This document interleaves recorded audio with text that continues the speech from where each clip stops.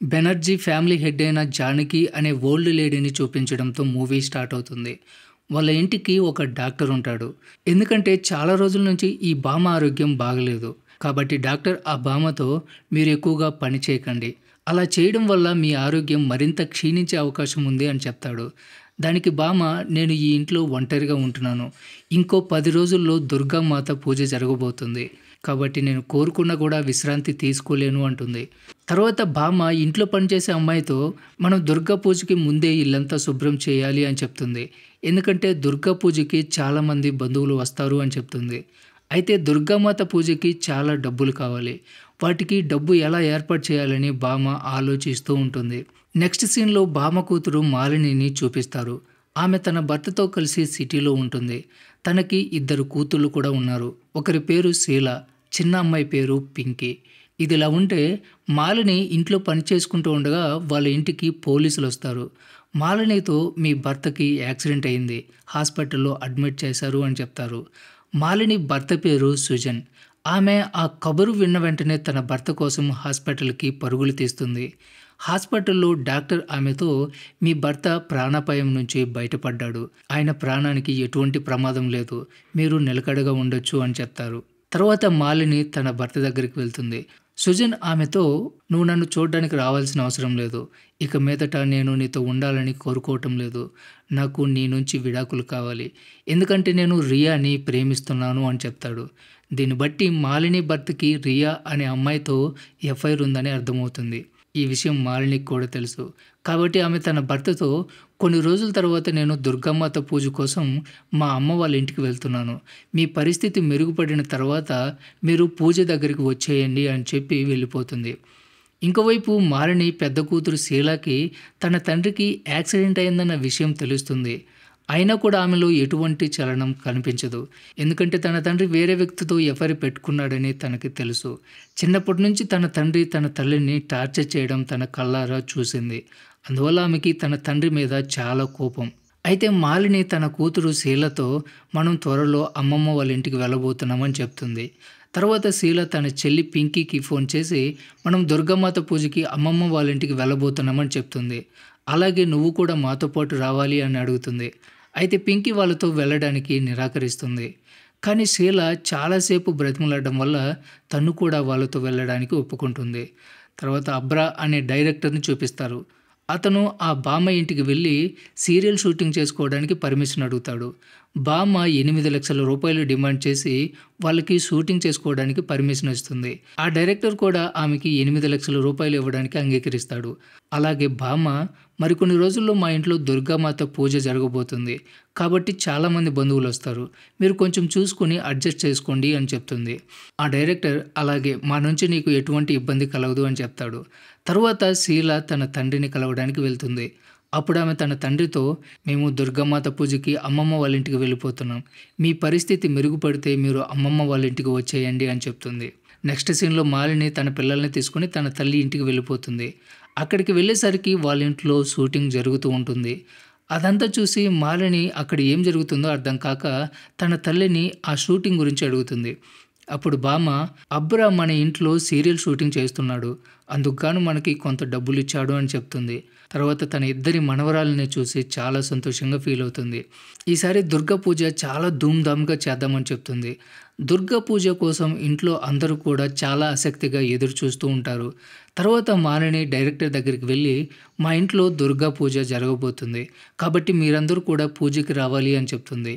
అబ్రా సరే మేమందరం పూజకి తప్పకుండా వస్తాము అని చెప్తాడు. తర్వాత మాలిని గదిలో ఒంటరిగా కూర్చొని ఉంటుంది.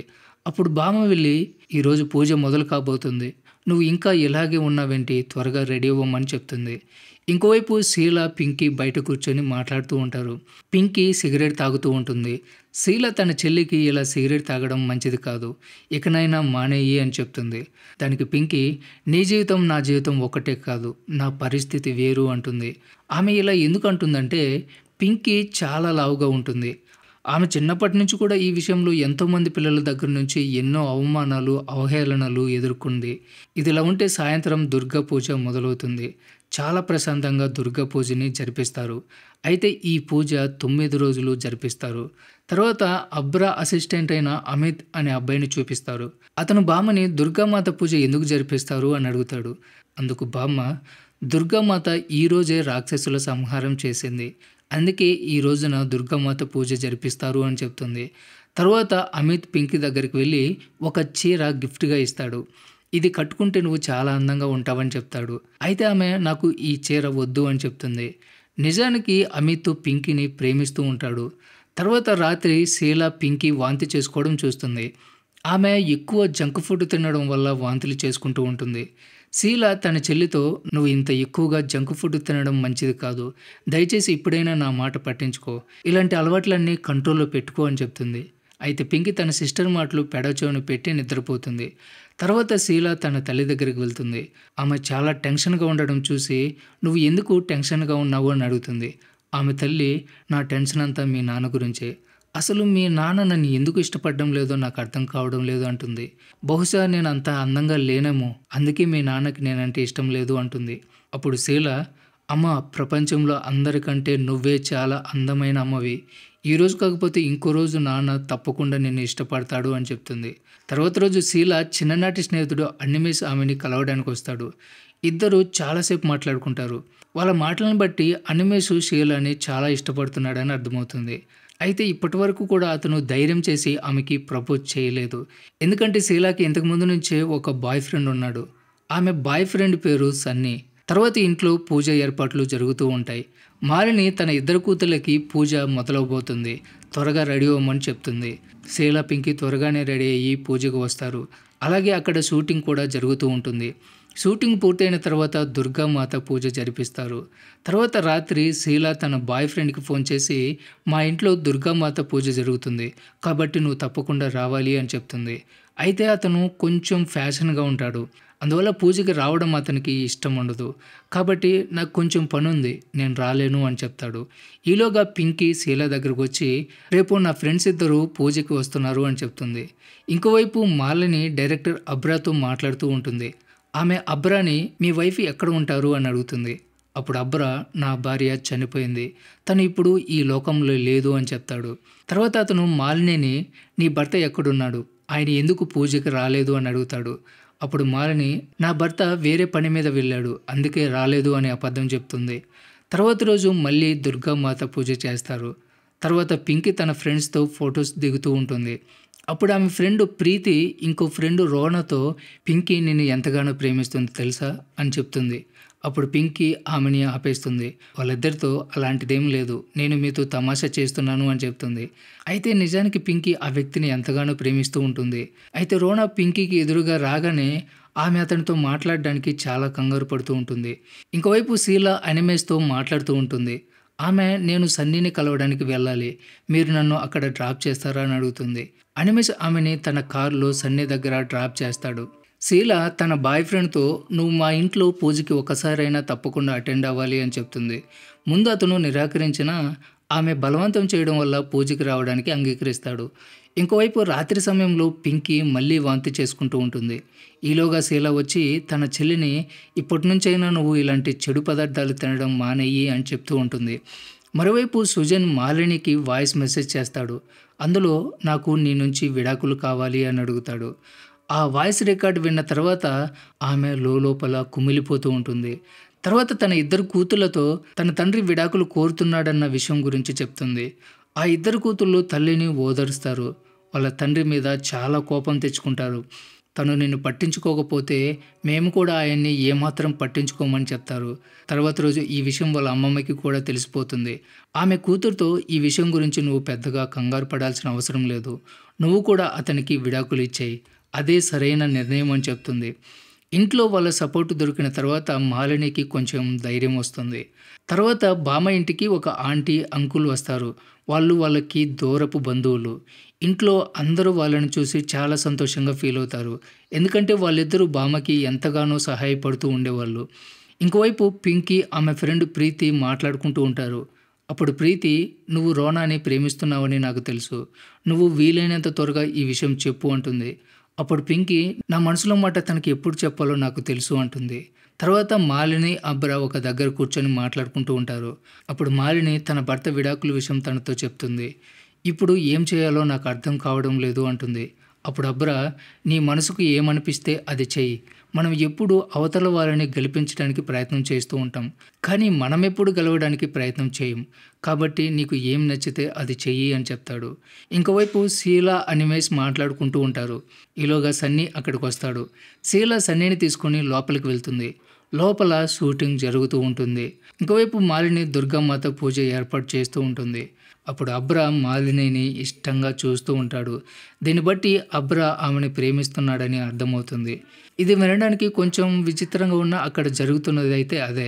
పూజ అయిపోయిన తర్వాత బామ్మ ఇంట్లో పనిచేసే అమ్మాయి ప్రొడ్యూసర్తో, సార్ మీ షూటింగ్లో మాకు కూడా ఏదైనా పని ఇవ్వండి, నేను చాలా బాగా యాక్టింగ్ చేస్తాను అని అడుగుతుంది. ప్రొడ్యూసర్ కూడా సరే నీకు అవకాశం ఇస్తాను అని చెప్తాడు. మరోవైపు శీల తన బాయ్ ఫ్రెండ్తో కొన్ని రోజులు నువ్వు మా ఇంట్లోనే ఉంటావా అని అడుగుతుంది. అప్పుడు సన్నీ, నాకు కొంచెం అర్జెంట్ పని ఉంది కాబట్టి నేను అక్కడ ఉండలేను, నేను హోటల్లో ఉంటాను అని చెప్తాడు. తర్వాత మాలిని ఒక ప్లేస్లో కూర్చొని పుస్తకం ఏదో రాస్తూ ఉంటుంది. అబ్రా ఆమె దగ్గరికి వచ్చి ఏం రాస్తున్నావు అని అడుగుతాడు. మాలిని, ఇందులో నేను నా జీవితం గురించి రాస్తూ ఉంటాను అని చెప్తుంది. తర్వాత రాత్రి సమయంలో పింకీ గిటార్ వాయిస్తూ ఉంటుంది. అప్పుడు అక్కడికి అమిత్ వస్తాడు. పింకీతో నువ్వు చాలా బాగా వాయిస్తున్నావు అని చెప్తాడు. అప్పుడు ఆమె, నువ్వు కావాలని నేను గిటార్ బాగా వాయిస్తున్నానని చెప్తున్నావు, కానీ నాకు తెలుసు నాకు వాయించడం రాదని అంటుంది. ఈ మూవీలో చాలామంది ప్రేమలో ఉంటారు. అయితే అందరూ ఏదో ఒక సమస్యలో బాధపడుతూ ఉంటారు. అయినా కూడా కష్టం వస్తే అందరూ కలిసే ఉంటారు. తర్వాత రోజు మళ్ళీ షూటింగ్ జరుగుతూ ఉంటుంది. మాలిని కూడా డైరెక్టర్ దగ్గర కూర్చొని షూటింగ్ చూస్తూ ఉంటుంది. అప్పుడు అబ్రా మాలినితో, మీరు మీ జుట్టుని లూజ్గా వదిలేస్తే చాలా అందంగా ఉంటారు అని చెప్తాడు. ఆమె వెంటనే హెయిర్ని లూజ్గా వదిలేస్తుంది. ఈలోగా శీల అక్కడికి వస్తుంది. ఆమె కూడా తన తల్లితో, అమ్మ నీకు లూజ్ హెయిర్ చాలా అందంగా ఉంది అని చెప్తుంది. తర్వాత శీల తన బాయ్ ఫ్రెండ్ని కలవడానికి వెళ్తుంది. అయితే అతని గదిలో వేరే అమ్మాయి డ్రెస్ చూసి అతను ఆమెను మోసం చేస్తున్నాడని అర్థం చేసుకుంటుంది. కాబట్టి ఇక మీదట ఎప్పుడూ నీ మొహం చూపించుకో అని చెప్పి అక్కడి నుంచి వెళ్ళిపోతుంది. శీల మనసులో చాలా బాధపడుతూ ఉంటుంది. ఎందుకంటే ఆమె ఎప్పుడు కూడా సన్నీ తనని మోసం చేస్తాడని ఊహించలేదు. ఇదిలా ఉంటే ఈరోజు దుర్గామాత ఆఖరి పూజ. అందువల్ల ఇంట్లో అందరూ కూడా చాలా బాధపడుతూ ఉంటారు. ఎందుకంటే ఈ రోజు తర్వాత వాళ్ళందరూ మళ్ళీ చాలా రోజుల దాకా కలుసుకునే అవకాశం లేదు. ఇంకోవైపు పింకీ తన ఫ్రెండ్స్ దగ్గరికి వెళ్తుంది. అయితే ఆమె వెళ్ళేసరికి వాళ్ళందరూ ఒకరినొకరు కిస్ చేసుకుంటూ ఉంటారు. అది చూసి పింకీకి చాలా కోపం వస్తుంది. ఆమె ఒక మూలకు వెళ్ళి బోరున ఏడుస్తూ ఉంటుంది. ఈలోగా అమిత్ పింకీ దగ్గరకు వస్తాడు. నువ్వు ఎందుకు ఏడుస్తున్నావు అని అడుగుతాడు. పింకీ, ఎవరు కూడా నన్ను ప్రేమించరు, అందరూ నన్ను ఎగతాళి చేస్తూ ఉంటారు అంటుంది.